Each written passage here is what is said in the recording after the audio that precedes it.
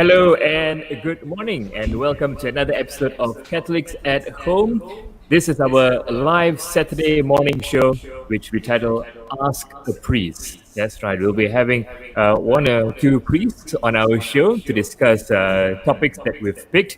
And since tomorrow is Good Shepherd Sunday, or commonly known as Vocation Sunday, we'll be talking about vocation. So, first up, some introductions. Let me introduce my co host, Mark Darren Lee. How are you doing, Mark?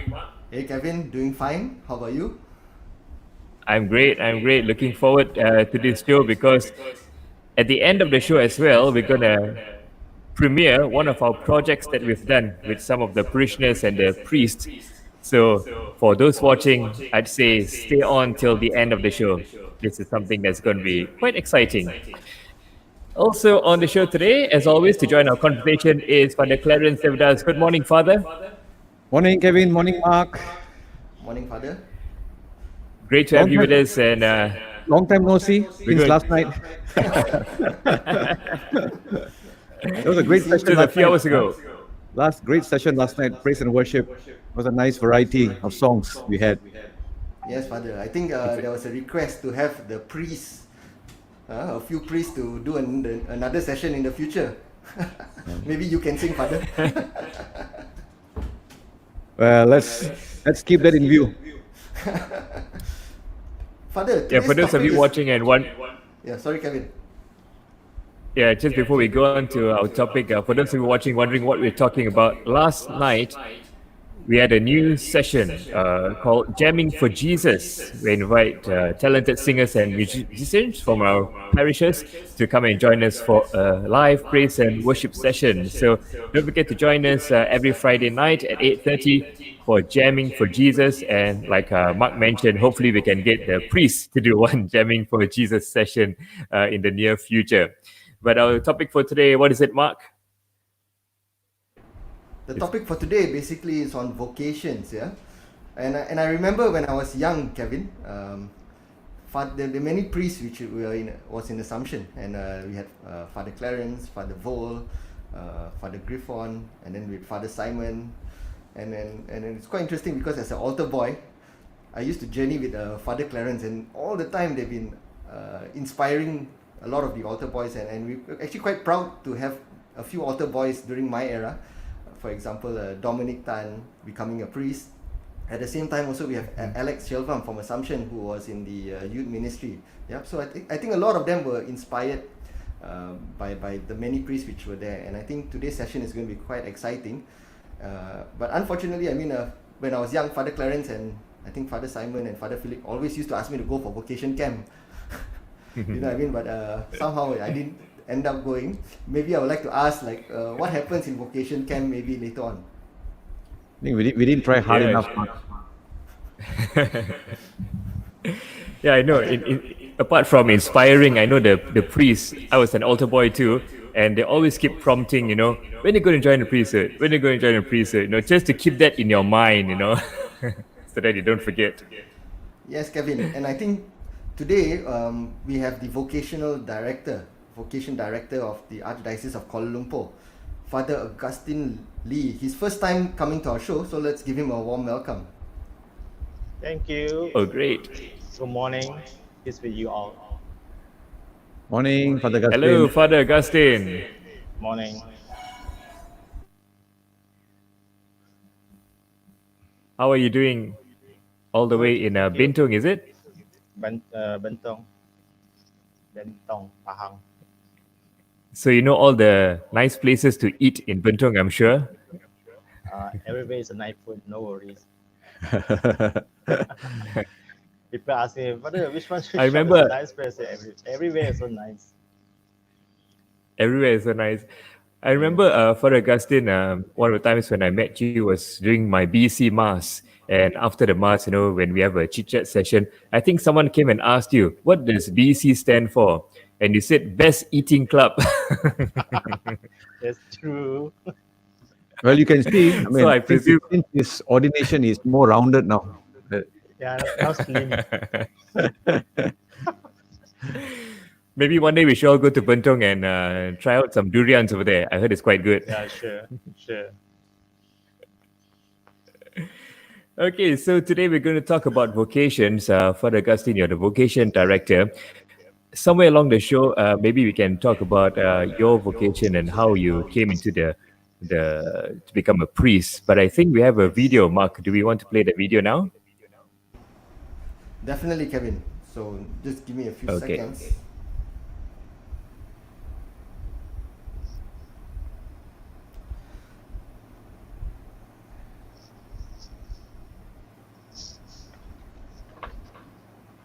Kevin, I think, hold on. Mm.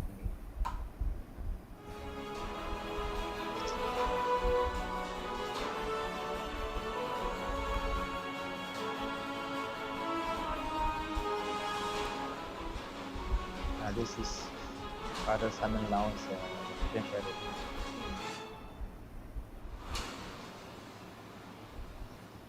So basically, that was the video from Father Simon Lau. Apologies, I think that was the wrong video. But Father Simon Lau basically shared his story on becoming a priest. But this is the video from the KL Archdiocese promotional team. So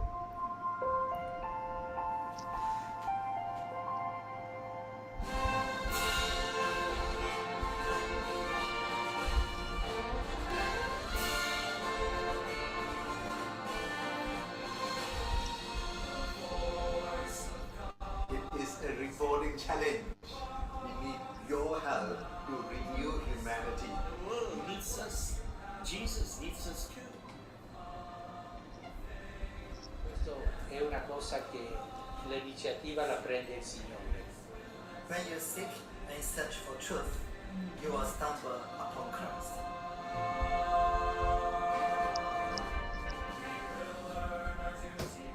We want to spread for help us read it. Forse siano alcuni giovani qui che hanno sentito nel suo cuore questa chiamata, la voglia di diventare sacerdoti, la voglia di servire agli altri nelle cose che vengono di Dio. Be generous with yourself for others. You there, be that few. This is not a career, it's a vocation.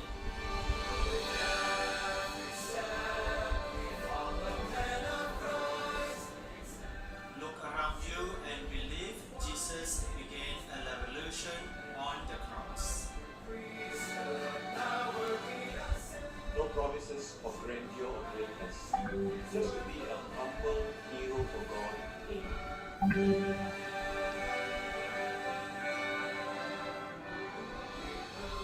There is nothing more fulfilling. We stand at the altar for you. La voglia di essere tutta la vita al servizio per catechizzare, battezzare, perdonare, celebrare l'Eucaristia. For your whole life, He never leaves you. He won't let go. Don't you let go. We stand as a bridge between heaven and earth. We need young men like you to help us. I stand for Jesus. Stand with me. Uno di voi ha sentito questo nel cuore, è Gesù che lo ha messo lì. Curate questo invito. People, help the church. Help Jesus. The strength of Jesus' love is simply irresistible. Find your hope in this love with us.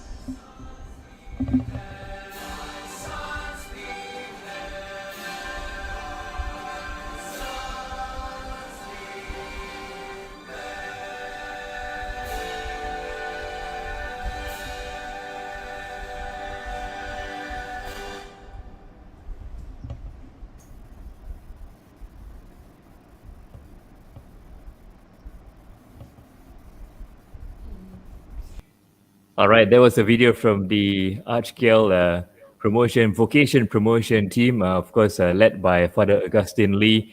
And, we heard a lot of priests there talking about some of the good things of becoming a priest. Maybe Fr Augustine, you can share with us, for you, how rewarding is it to be a priest? For myself as a priest, is joy and happiness and to serve.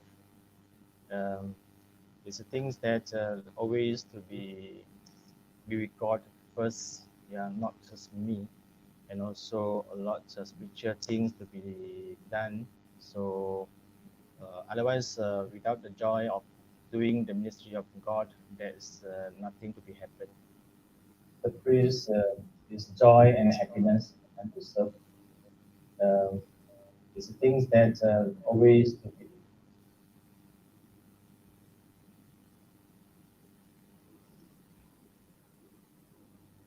Yeah, and Father Clarence, of course, we hear a lot of priests talking about the joy of serving the community.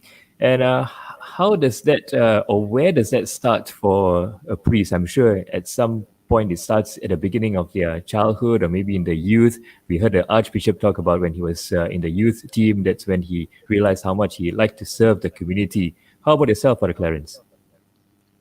Well, I think it's been a series of events, Kevin, not just one event. Sometimes when I talk about my vocation story, sometimes people ask, whether you had some kind of a Moses experience. Did you see a burning bush, or did you see some angel? I think mine is quite ordinary. Father Augustine is laughing. Maybe he had one burning bush experience somewhere. But I think God, for me, God spoke in the very ordinariness of human life and in very simple ways. So my vocation story is I mean, it's if you read about the prophets, I mean, mine is quite normal, nothing extraordinary. I think, but the joy comes with engaging with people, with the ministry. There's so much of love, to give and to receive, and I think that's always very important. So in both ways, to be able to share that with others kind of gives me a sense of satisfaction. I mean, not to say that I'm always on a high or we are always on a high, because if you're always on a high, maybe we are addicted to some substance to be on a high always. But the high moments are great to help us through. Yeah, so like you mentioned, the calling can come in various ways. How about you, Father Augustine? Are you still with us? So we're having some connection problems with Father Augustine. Yeah. Well, anyway, Father Clarence, while we wait for Father Augustine to come back onto the screen, maybe we can talk a little bit more about, a lot of people ask about what's the qualifications or, to enter the seminary. Is there any sort of qualification? Well, yeah, I guess, I mean, you must have finished high school, or secondary school at least, in most cases, to be able to, I think we spoke about this last week also, to be able to understand concepts, to be able to study a little bit, So, it's not like going get into a university to get a degree in that sense, where you need minimum qualifications, but there are some basic things that we required of a person applying to be a priest or to join the seminary at least, both for diocesan priests, also for religious congregations. There's some minimum. So here for us diocesan priests, at least SPM, but now more and more people are coming with at least a diploma of some sort. So there's always this thing that they are looking for, that persons who are able to grasp concepts, to study a little bit, to be part of a team. So it's not just the studying part, but it's also all the other aspects. The academic part is one part of the priestly formation. Let's not lose focus, because otherwise everybody thinks that you need to have all these academic qualifications, but there are other aspects of the person that is also required when we want to join the seminary or apply to join the seminary. For you, Father Clarence, not just the academic, but a lot of other practical aspects that you've learned in the seminary. Which did you like the most about during your time in the seminary?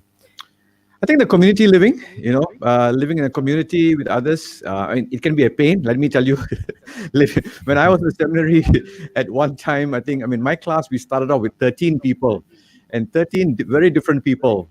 Sometimes it's not easy to manage. We're all studying to be priests, but we are humans. We are living in a community when I went to the major seminary, I think we were close to 40 people. So trying to navigate through that, at least in a family, you can get by with 3 people and you end up arguing and fighting all the time. But imagine 40 people. Yeah, it's challenging, but rewarding also. Yeah, challenging and rewarding both. So we have Father Augustine back. Welcome back, Father Augustine. Thank you. Sorry for Father. technical problem. No problem. We were just talking about the qualifications to enter the seminary. But I'm sure as the Vocation Director, Fr Augustine, what are the common questions that you get from people wanting to join the priesthood or the religious? What do they ask you usually? Usually we ask, they worry about their future. When it comes, when it comes to old ages, who are going to take care of them? Is there any pay or salary for the religious, for the priests? And I think these are 2 things more on these worries. Yeah, salary, of course, one thing, but also I'm sure some of them have maybe they have elderly parents and they're worried once they go and who's going to take care of them. That's quite one of their major concerns, right? Worry, yes. So what do you tell them? No pay? No problem. No, that's a basic pay. We have allowance of pocket money, but not like your own career before you have 4-figure or 5-figure. Yeah, but just work for God, and we have just only to use as a minimum that we got. We use it, but we don't worry about. We won't worry about what money. Yeah, there's something we give or will come later. I'm sure. Well, sometimes people say the rewards are out of this world. Yes, so it's much bigger. So it's not in this world, but it's in the world, in another world. Yeah. So that's how we tell people. Yes, and also just wondering for those who want to join the priesthood, why does it take so long? I mean, I think it's about 8 years, right, for Augustine? Are they concerned about the duration of, because now we live in a world where we want everything very instantly, and to think of something like just a couple of years is itself very long. But how do you make them understand that you need to go through this very, I'm not sure if long is the right word, but this duration to become a priest? Yeah, people are thinking about 7 to 8 years for a normal formation for dioceses. But for religious, it's more longer than us. They are more than 7 to 8 years. But this is not only for, like what Father Clarence say, knowledge, or literally you study, but more on the personality to be reformed or to be understand more from the inner part of person when we encounter others. Yeah. So this is need to be more time to reflect and process. Yeah, and during that time, I mean, we have a question on Facebook. What will one go through in the 8 years? What are the subjects you learn? First of all, first year will be initiation year, more on spirituality. And second and third year will be the 2 years of philosophy. Those days we have a regency or pastoral year, but now they have some changes. So continue for 4 years theology. So we will make it about 7 years. Yeah, this is formation during the formation period of the 7 years. So maybe before and between there's something extra that's depend of the individual. Father Clarence, when we hear, I mean, maybe the lay people like me, when we hear philosophy and theology, sometimes it's a bit intimidating. Father Clarence, maybe you can just talk a bit about that. Is it really very hard to understand, very difficult to understand? Well, I mean, some people ask why do we need to study philosophy? Shouldn't we just be studying about God, about theology? But if you look at theology itself, many of the theological concepts come from a certain philosophical understanding, very much Greek philosophy. But today, because we live in a multi-religious context, we also study other philosophies in our seminary to have better understanding. But I don't say they are difficult. They are complex, yes.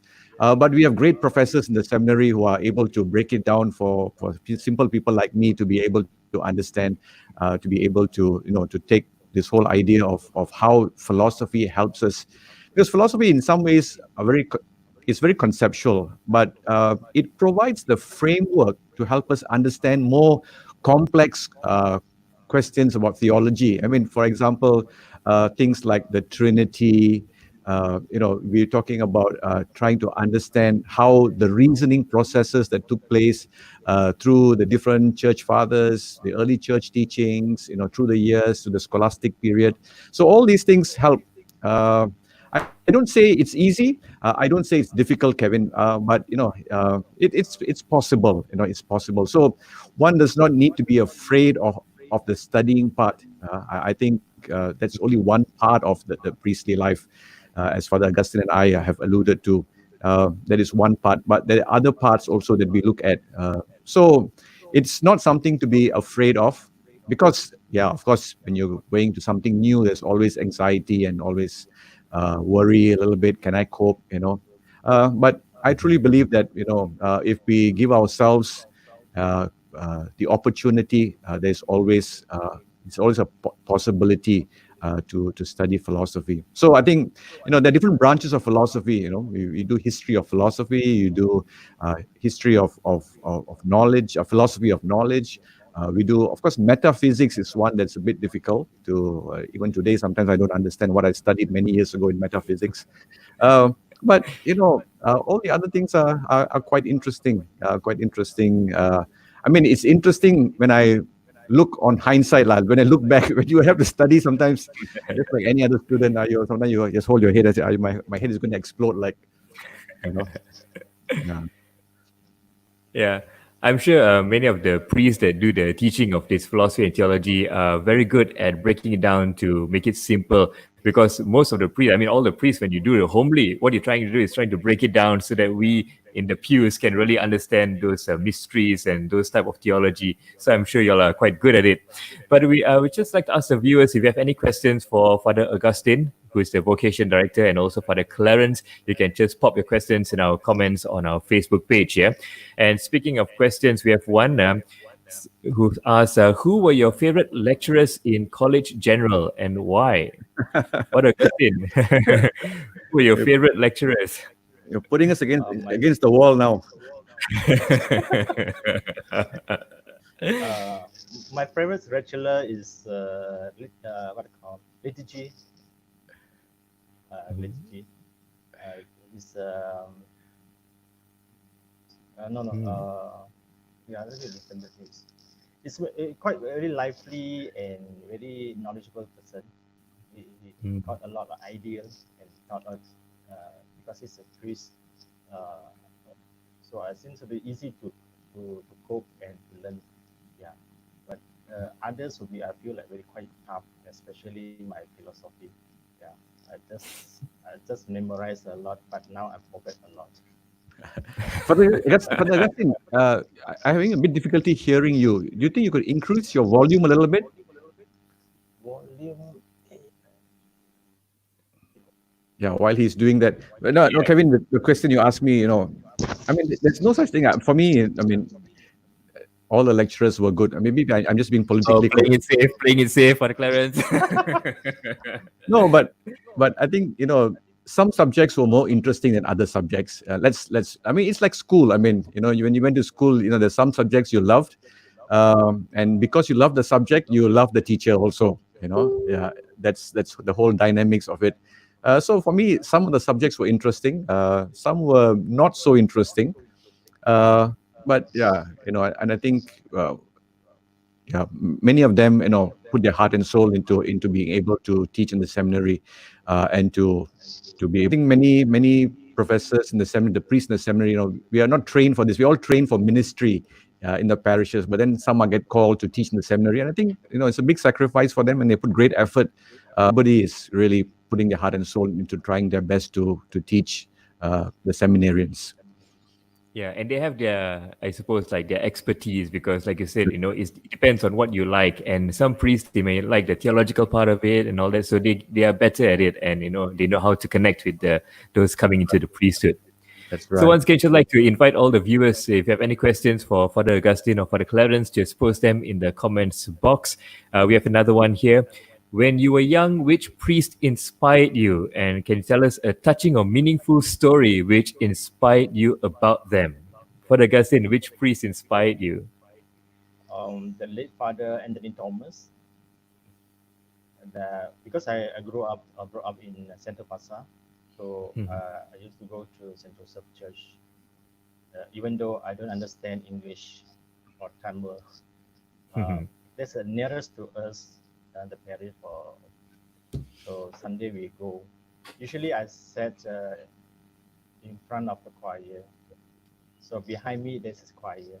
So before Mass, Father Anthony Thomas used to lead the congregation to practice the singing new songs or responsible psalm. So there is first thing that come to my mind. Wow, this priest is special. He can lead people, can teach people, and singing. I think about that also. The one day I'll be him also, and this is my first inspiring in my life. Interesting. Father Clarence, who inspired you? Which priest inspired you? I think my growing up years, I grew up in the Church of St. Jude, Rawang. So during my growing up years, my school years, there were two priests, Father Anthony Naden, Father Amalanathan. These are the two priests during those years. Of course, subsequently during my seminary years, there were other priests, Father Justus, Father Stanislaus, and all the other priests that had come along. But at least they were the ones, in some ways, instrumental in nurturing the vocation in me. In their own way, in their own ways. I don't say one was better than the other, but each one to their strengths, they were able to nurture the vocation in me. And I think the encouragement that I got from them, that was, in very simple ways. I think that was kind of like the motivation to seek this way of life. Thank you. We have more questions coming in. Father Augustine, who is your mentor? Any role model you follow? The mentor on what they call current or the past. I mean, those saints. Which one? I suppose during your journey to the priesthood or after becoming a priest in your early stages, do you have any mentors to help you? I do have. So Father Joachim Tan, he's my first mentor, and also Father Monsignor Denoinin. So when I was in in Church of Jesus Caritas Kapong, that parish priest was Father Joachim Tan. So always be close to him to ask him some questions. When I come back from my 1 year regency of pastoral work in Kuala Lumpur Church, there was Monsignor Denoinin. So a lot of things during our meals when we share, then I learned from him. So this is my two persons in my life, and during at least before and after. I suppose, Father Clarence, the question is quite similar to what you answered just earlier about the priest that inspired you and a mentor. Maybe I can just turn the question around for you because you've been a priest for, I think you mentioned 23 years already. And for those who just become a priest, I suppose you are like a mentor to them. So how is it like? Well, I've been a priest for 23 years. I hope I'm a good example for the other priests to follow. I think we all try in our different ways to inspire others. Sometimes in the parish, I see altar boys. I also ask them, hey, give it a thought, priestly life.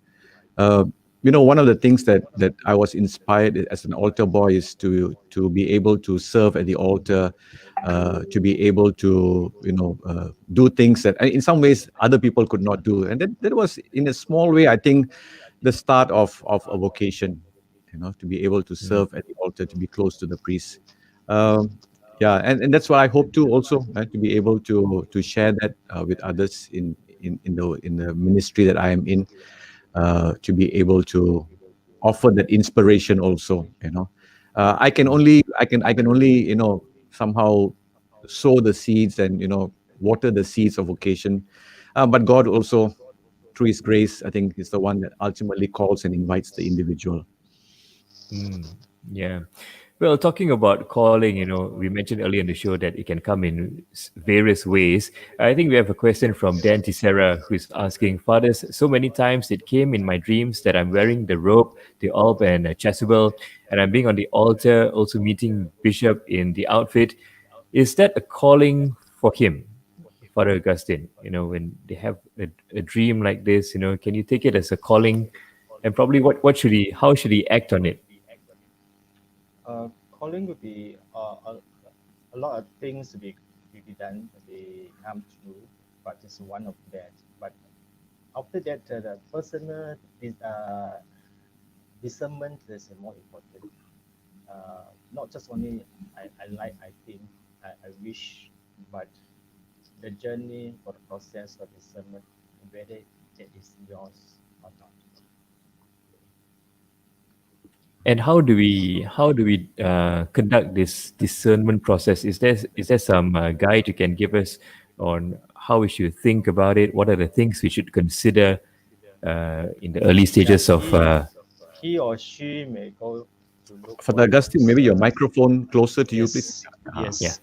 Okay, Maybe he or she can look for their own spiritual direction, SD. Yeah, either those people they comfortable to speak, to share, then they will share with the either priests or religious brothers or sisters, or you can lay people also, those who are experienced in discernment of vocation, so they may go through. The more easier way is their own parish priest, because they are close. Yeah, so this is the way is can be do lah. So thanks to Dan for that question. I hope it's some help. Well, not just of having that dream. Maybe you can also seek out a conversation with your parish priest and seek out a spiritual director and keep talking to him about it and see where this lies for you and if you should be making your way to the priesthood. Father Clarence, Kevin, anything to add? Yeah. Well, I'm told by our technical people that this morning, I think there's a little bit of a problem with Facebook. They are getting a bit of echo and a bit of maybe those who are those who are having difficulties with seeing this on Facebook. You could also go to our YouTube channel. Yes. Yeah, Catholics at Our Home YouTube- podcast. Yeah. So Yes. these are the technical challenges that we have in doing a live show. Yeah, so once again, as Father Clarence said, if you're watching this and you're finding it a little bit lagging for you or it's not coming through as good as it can, why don't you try YouTube? Just log on to YouTube and click or search in there, Catholics at Home. You'll find our channel and we're streaming live over there. And I presume we've had remarks that the quality there's better. There's no echo and it should be much more clearer for you. So don't forget, just go to our YouTube channel. We still got some way to go in this show. So, we're not ending pretty soon. There's a lot of time. Just head over to our YouTube channel, Catholics at Home, and we hope you'll watch us there. All right, let's carry on with more questions. Father Clarence, maybe you can start off with this one. What are challenges of the priesthood?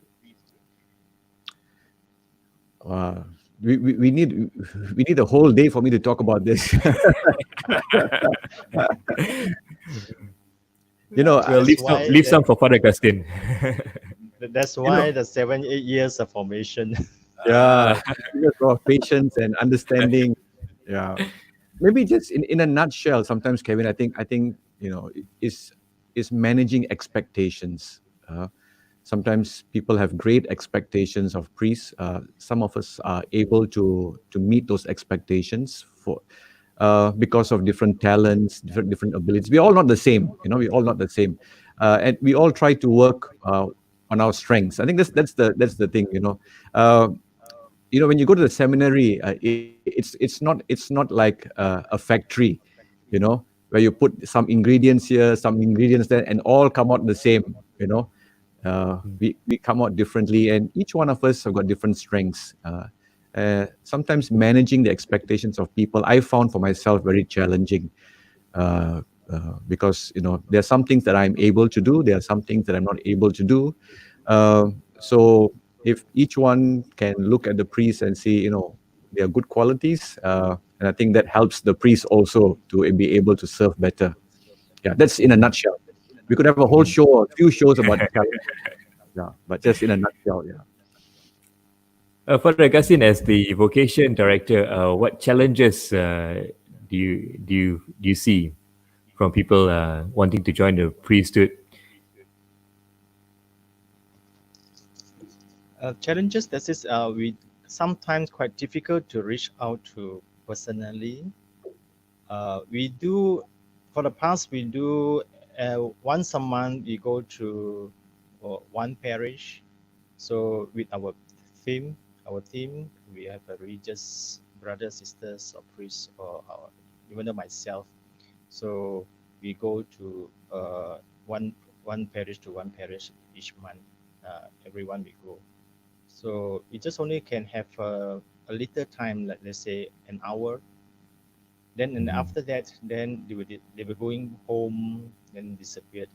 So the most challenging thing is we want how to follow up with the person. So we need to keep a lot of record, like those who come forward to us, then share with us, then we take their contact. So we do later follow up, but not many will come forward. These are our challenges.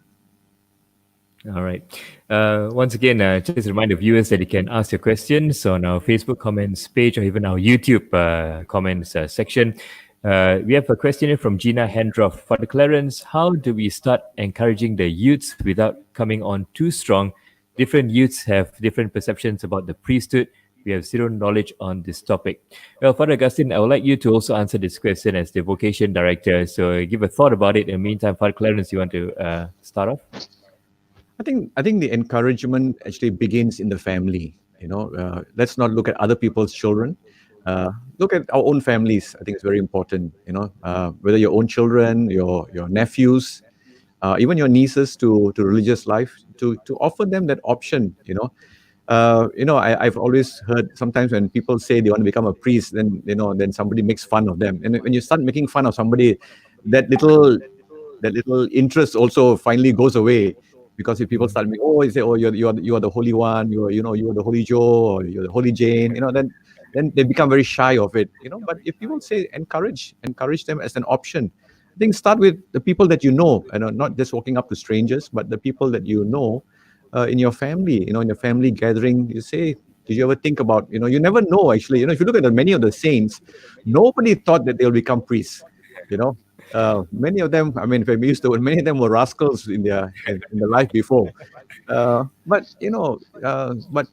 the call comes in different ways, and I think if we as community can just put in a word or two, and it's, as I said, the work of promotion is not just Father Augustine, who's the Vocation Director. There's only so much he can do, I'm sure, with his team.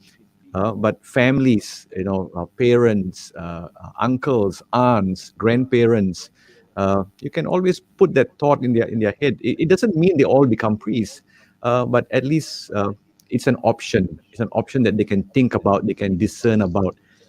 I think many of us grow up, in an era, there were this, fixed lines of study that you should be doing. Either you should become a doctor, engineer, or a lawyer, or an accountant. It's kind of a, but why not the priesthood or religious life as a way of life also? And let me tell you, there's great satisfaction, at least for me, and I'm sure for Father Augustine too, in what we do. So, Father Augustine, how would you promote this to the youths? How can, maybe you can give us some tips on how parents can approach this subject with their children? Firstly, they need to be the person whether they are interested, and not because the parents say, "Hey, my son want to become a priest, and my daughter become a religious nun," or so. Even though those days there's one Chinese catechist also, just to promote my elder brother. He want to become a priest, he want to join the CDD and so on and this and that. But my brother said, no, I didn't say anything. She's the one to say it. Finally, I'm the one to become a priest. Even though I do it in low profile, because also what Father Karen said, after, even though your zeal or your desire also at the end may be missing or no interest anymore. So I like to do like no because dignity lah, because is anything that I can't success, I can't become a religious or priest, then I feel like I'm ashamed.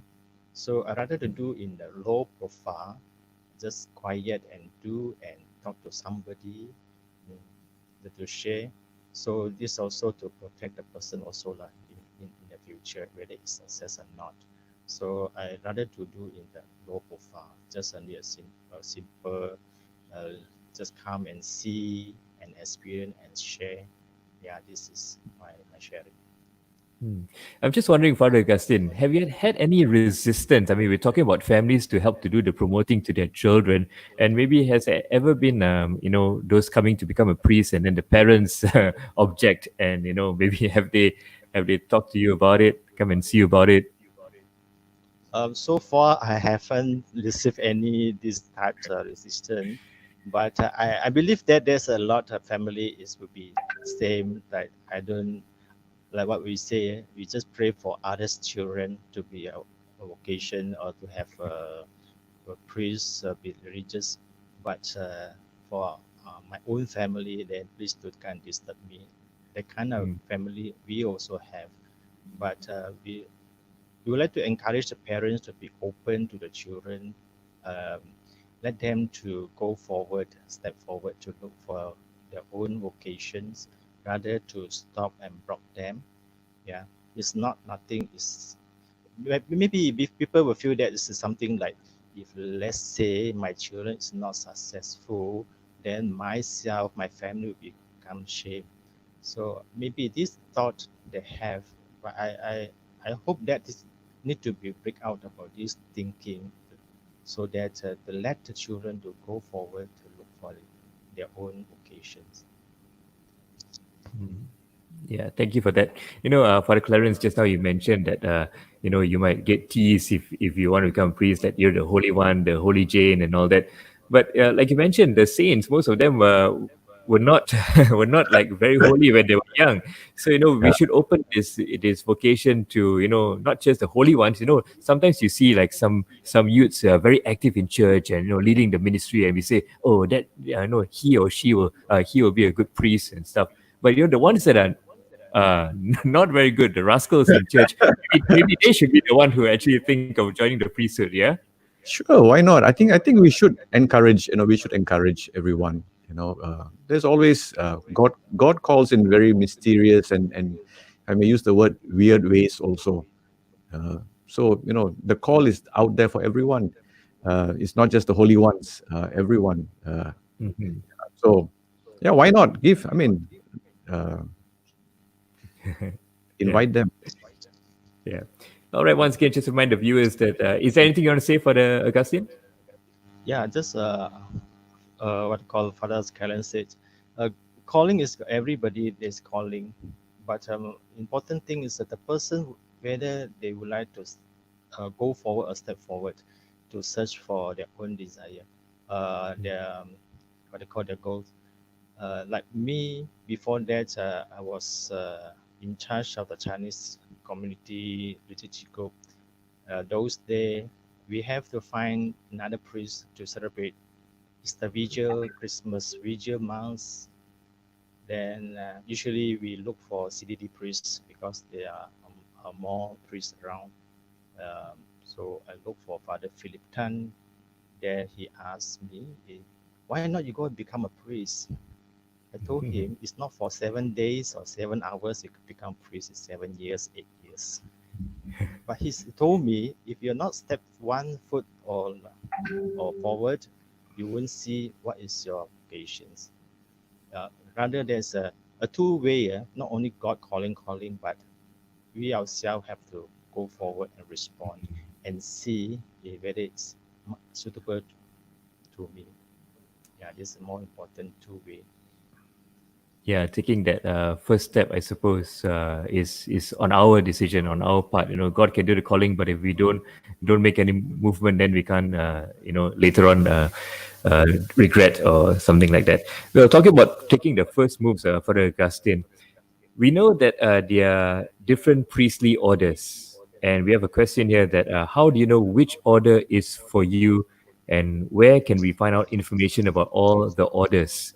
So maybe you can explain a bit about do the person joining the priesthood actually choose which order he wants to join, or is it something that he discovers while in the seminary? Or maybe you can talk a bit about priestly orders, the different priestly orders.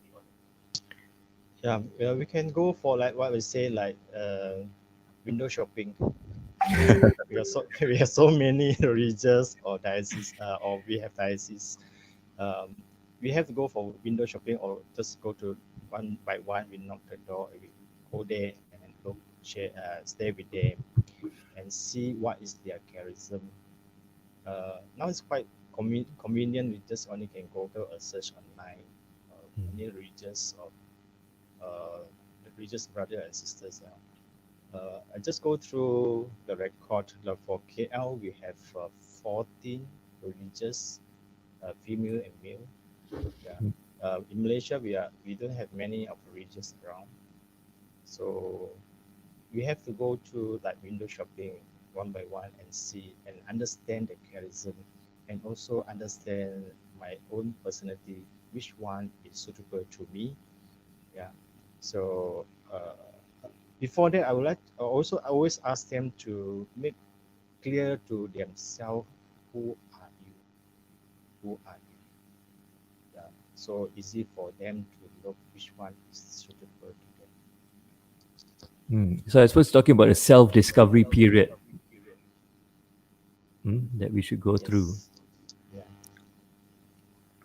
But Clarence, There are many orders that you can join. I mean, like when I was discerning, it was the days. I mean, I don't sound very old, but internet was not something that was easily available. We could go on the internet and look and do window shopping, but it's just the exposure.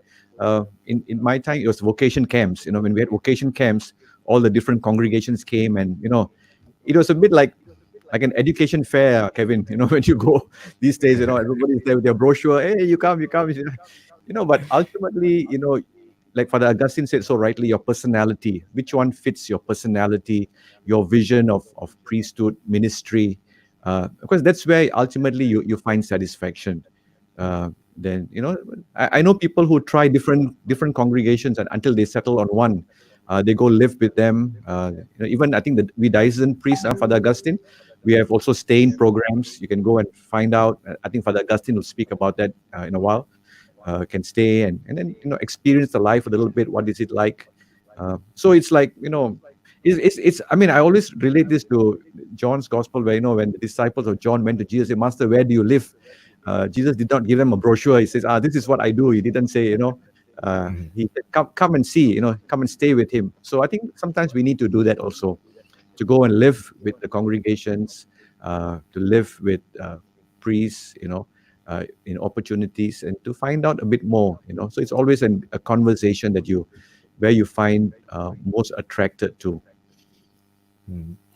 Let me just remind the viewers that we have Father Augustine Lee here. He's the Vocation Director, and we're not just going to talk about joining the priesthood, but also for the religious. So if there's anyone who wants to become a nun or a sister, you can also ask questions to Father Augustine.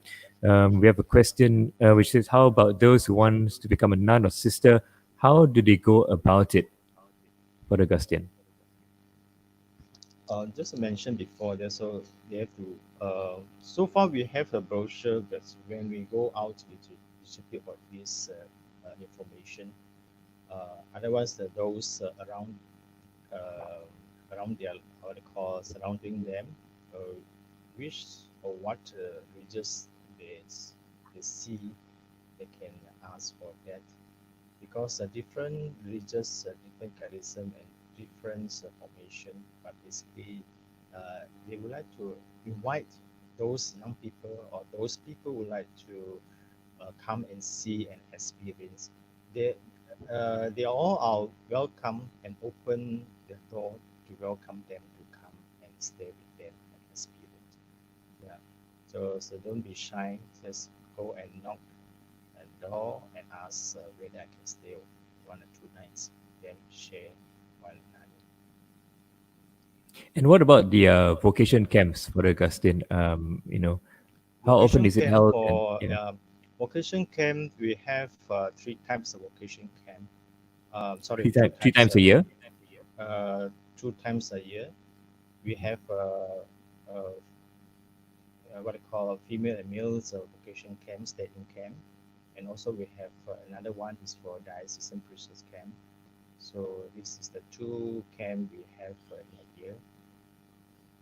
So we And have this will be we have how long? That's only about the 3 days, 2 nights. Oh, it's a weekend, I suppose. It's Yeah. a weekend, yes, a weekend. Yeah. For the rest, like those diocesan priesthood experience, they may ask the parish priest if they can stay with them, or even though some of the young people come and stay with me, so I just bring them out for during my pastoral, my masters. I travel wherever I go, so we just sit down and share. And for those watching, where can they find out about these vocation camps? Is there any website or a link that you can tell us? We will share it, of course, on our page. Yeah, usually we will spread out to uh, our, our clergy group, any upcoming events we will announce. So also they also put in the bulletin. We also encourage them to put in the bulletin, parish bulletin. So they have to follow the bulletin. I guess Father Augustine, sorry, I mean, if there's someone out there listening to us who is interested to find out more, can they contact the Archdiocesan Vocation Promotion Team? Is there a kind of an email they could email to, or contact the parish priest, I guess? I would like to encourage them to see the parish priest. Then after later, then they can introduce to us. Then they will go for another step. Also, we've got more questions here, and I suppose to just try and put it into some context here. Father Augustine, when someone joins the priesthood, he's giving up his how would you say possible marital life that to be a priest. So I suppose for those who have girlfriends or boyfriends, already, but they also feel that they have a calling to the priesthood. How do they decide which vocation? Because we know marriage is a vocation as well. So I suppose, how does one decide when you're already in a relationship with someone? That's going to be a bit more difficult to discern. So what can you tell us about how can we make the discernment whether to proceed with a relationship with our boyfriend or girlfriend, or how should we break their hearts? It's a tricky one to navigate, I'm sure. Oh, that's a really painful and difficult times.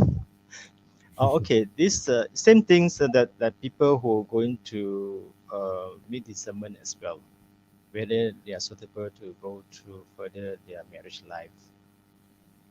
Yeah, even though the couple or those girlfriend and boyfriends, they still can go for this discernment whether they still need, or whether they are suitable to continue to be a marriage life, or they say no. So maybe they do discernment to see whether they are going suitable for a religious life or priesthood. Yeah, it's a discernment have to do as well. Father Clarence, you have any thoughts on this? Yeah, I think, Kevin, I mean, God calls at different stages in one's life, it's a little bit like finding out what is God calling us to do. I mean, yes, I mean, as I mentioned, I always use the examples, there were many saints before, they had boyfriends, girlfriends, but they left everything. They made a choice. Just like making many other choices in life, you also have to make is which path you would like to walk on, which one leads you to a sense of joy, a sense of satisfaction. Like Father Augustine said, discernment, discernment to be able to choose which path of life God is calling you to. And I think that's the most important thing, to be able to discern. Yeah. Thank you so much for that question. We have a couple more questions for Father Augustine. We touched upon this just now. One of the concerns is, especially if you have elderly parents, and that's one of the decisions that you are going to put into your discernment. So we have a question that someone says, I'm a single child, my parents are old. What if I get a calling? How do I support my parents? Is there any provision, I don't know, by the church or something to help out those who have elderly parents and want to become a priest or a nun? In terms of the finances, I suppose, is what's concerning them. I think the more important thing is the calling is to look after the parents.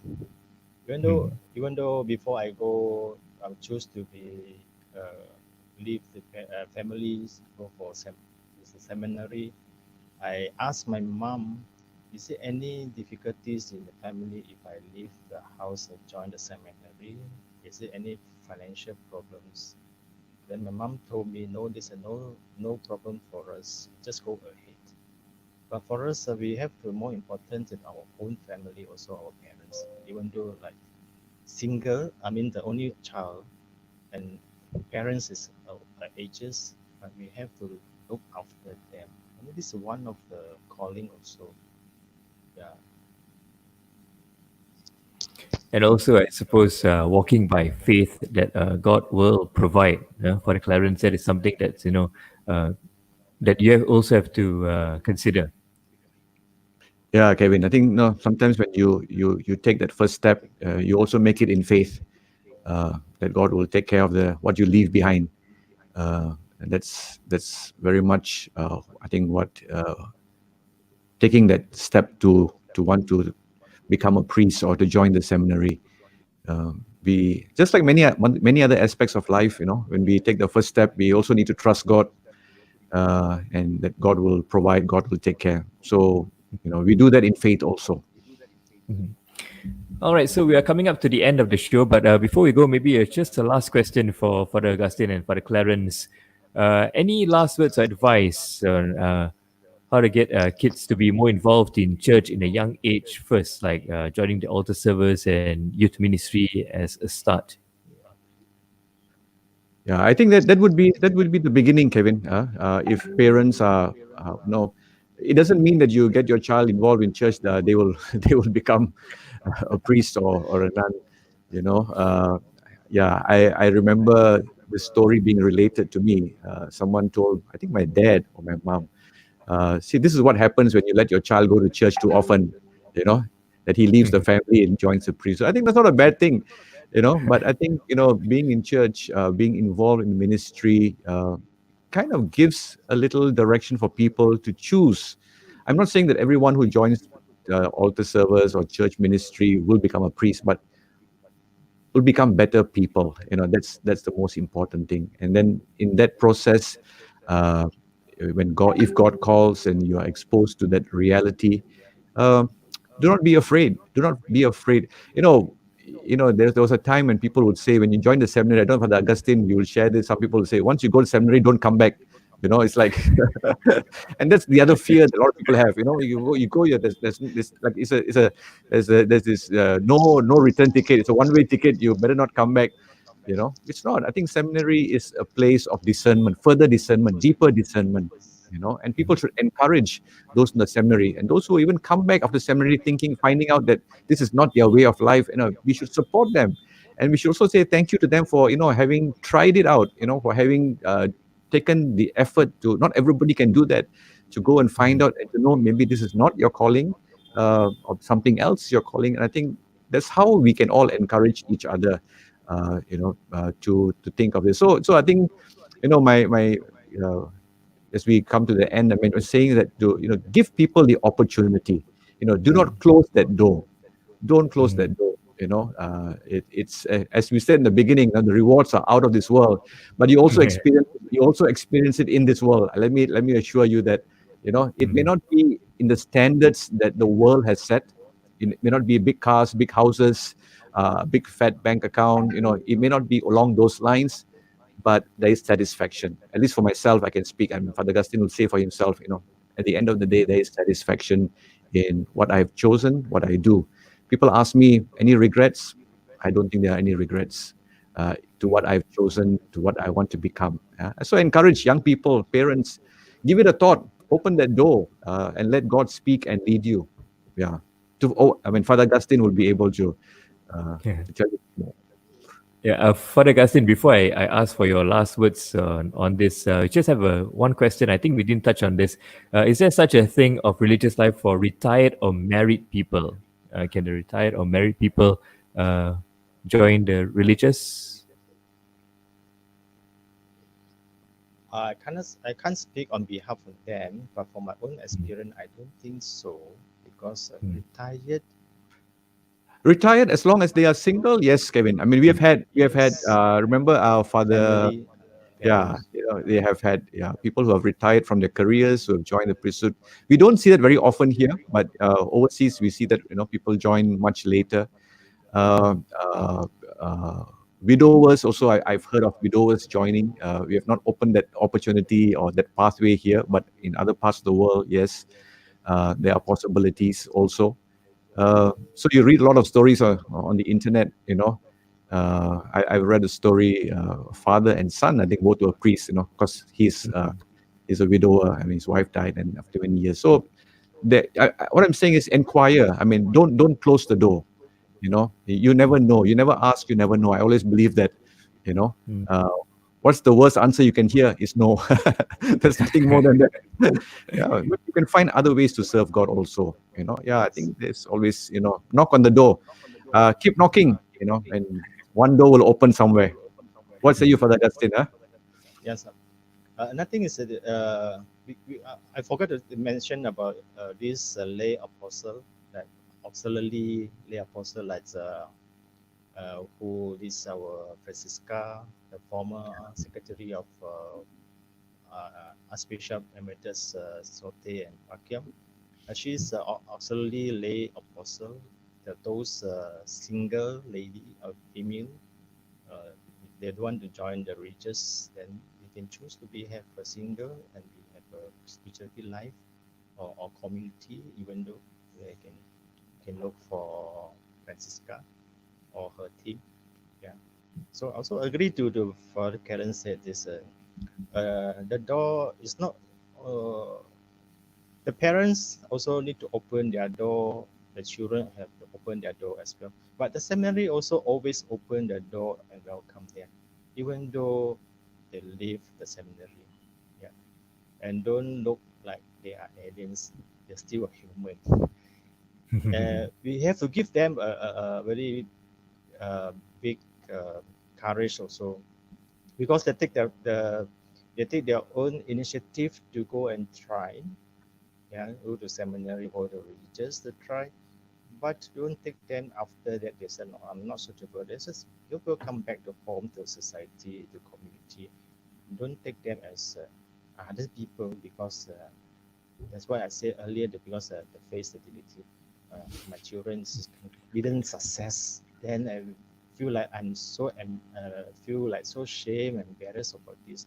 No, there's no such thing about that. Yeah. Just open that to let people experience. No blocking anyway. Yeah. So welcome people who are willing to search or to discern your own vocation. Yeah. Just open to and look for your own spiritual direction.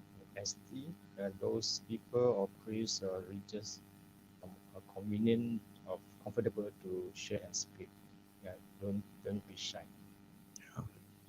Yeah, I think, just to say, I think keep asking the questions. And to all the young people who are out there listening, keep asking the question, is God calling you? Is God calling you? Or what is God calling you to?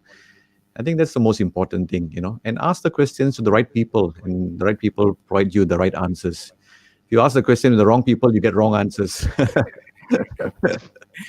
So, the vocation team is always there, your parish priest, religious brothers, sisters, write to them. Now you have the ease of emailing them. You can get their email addresses, write to them, ask them, inquire, go stay with them, explore.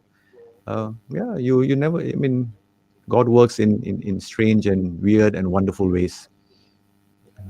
Like what Father Karen said, ask ourselves this vocations. Even though during my formation time, even though my senior also told us, not only now you still asking whether vocation, but after become a priest, you have to ask myself, do I am a priest or not? Do I am a priest or not? You have to ask regularly to ask myself whether I'm a priest or not. Yeah, that's good. That's a good point to end with. Keep asking yourself, and of course, for those watching, if you're thinking of joining the priesthood or a religious, you can always just approach your parish priest, look for some spiritual direction, join the camp, or even just go and live with them. And who knows, this might just be your vocation. So once again, I'd like to thank Father Augustine Lee for joining us today, the Vocation Director. Tomorrow is Good Shepherd Sunday, and hopefully we'll see more people at least inquiring, if not joining, at least just inquiring and getting to know what being a priest, being a nun, being a sister is all about. So we hope you will take up this offer from Father Augustine and all the clergy as well from Father Clarence to come and join them, be part of their their exclusive group. No, we're not exclusive, Yeah, we are inclusive always, Kevin. We are inclusive. That's great. Fantastic. So once again, thank you to Father Augustine and Father Clarence. And for those of you watching, we promised you at the start of the show that we have a very special surprise for you. Before that, let me just remind you, next weekend is going to be Mother's Day. And we're inviting you to share your pictures of how you are celebrating your Mother's Day, any gifts you're preparing, anything at all. Just send us the pictures and we might have a prize for you, just like we had for our Easter competition. So we hope to see some entries coming in for Mother's Day. But for now, as we say goodbye, we're going to leave you with a very special performance from the Catholic Virtual Choir. And this is thanking God for all He's done for us during this challenging time. We've seen a lot of good come from the movement control order in Malaysia. In spite of all the restrictions, we've seen God bring humanity closer, families spending more time together, and kind hearts giving to the less fortunate. We have many things to thank God for, especially for all the frontliners, from doctors to nurses to admin staff and the cleaners. As the number of infections and deaths gradually drop, restrictions begin to loosen, we place our hope and trust in His mercy as we present this song, Betapa Hatiku, from the Catholics at Home Virtual Choir. Betapa hatiku berterima kasih Tuhan, Kau mengasihiku, Kau memilikiku. Hanya ini Tuhan persembahanku, segenap hidupku, jiwa dan ragaku akan ku miliki harta kekayaan yang sungguh berarti untuk persembahan.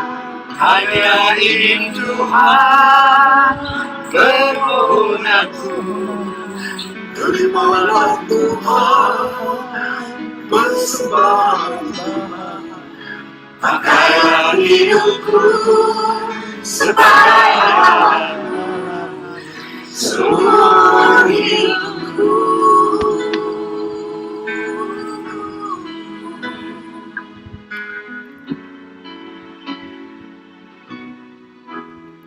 Betapa hatiku berterima kasih Tuhan, Kau mengasihiku, Kau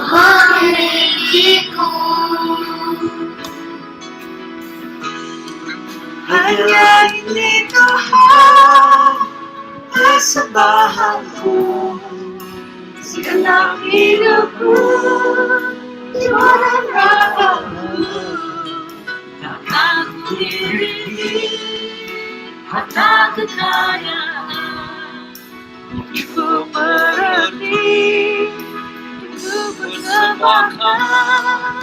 Hanya ini Tuhan permohonanku, terimalah Tuhan persembahanku.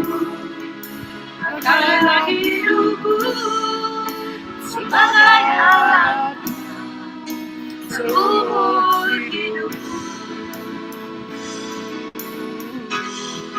Hanya itu Tuhan persembahanku, segenap hidupku, jiwa dan ragaku, takkan ku miliki harta kekayaan yang cukup berarti untuk persembahkan. Hanya ini Tuhan permohonanku, terimalah Tuhan persembahanku. Pakailah hidupku sebagai alat seumur hidupku. Pakailah hidupku sebagai alat seumur hidupku. Seumur hidupku.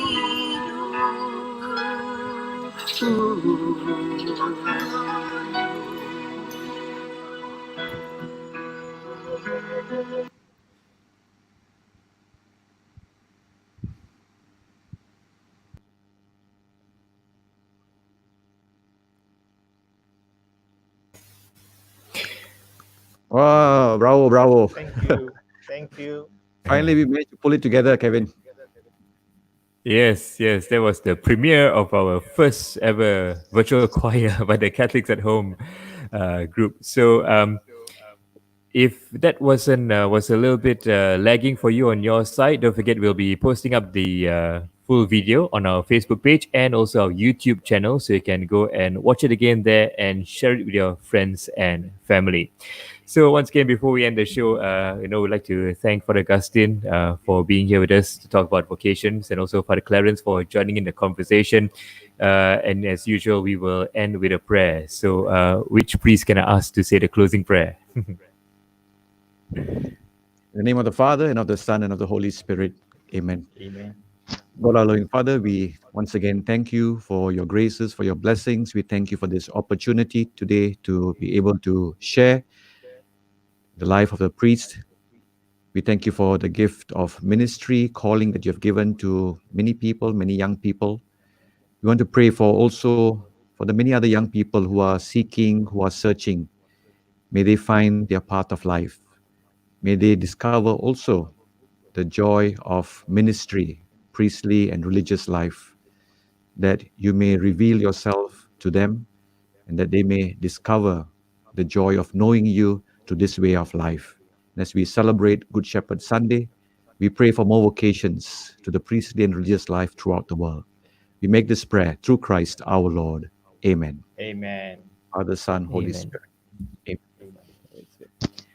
All right, that's it for this show, our Saturday morning show, Ask a Priest. And you've been asking a lot of questions to Father Augustine and Father Clarence. Thank you so much for being on the show. My name is Kachang Kevin, and this has been Catholics at Home. Bye. Thanks, Kevin. Thanks, Father Augustine. Bye.